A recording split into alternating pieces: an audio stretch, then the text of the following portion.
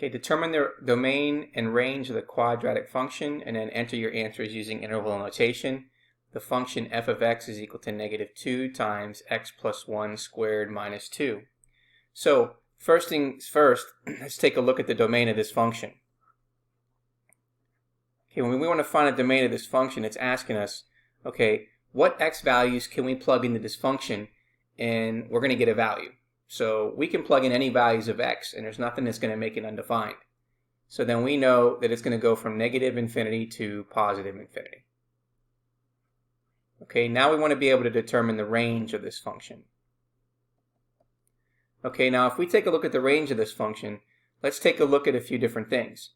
Well, if we take a look at the value of a, we can see that it represents -2.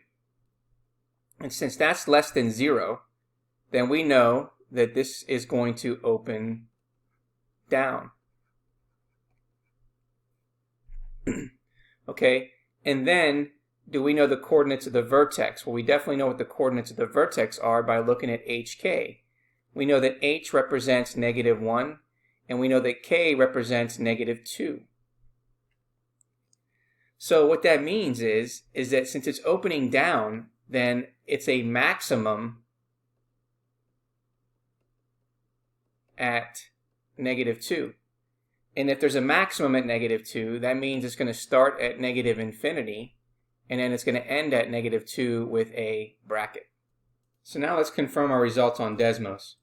So we're going to put in our function, which is -2 times x plus 1 squared minus 2. Okay, so there's our graph. We can verify that it's opening downward.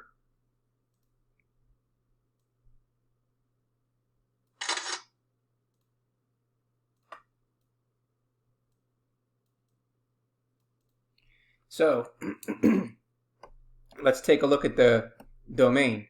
Well, the domain is all on the x-axis, so it's going from -infinity to +infinity, which checks.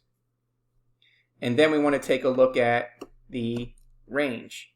Well, it's going to stop here at -2, but it's starting at -infinity because you always start with the smallest number, and therefore that verifies our range.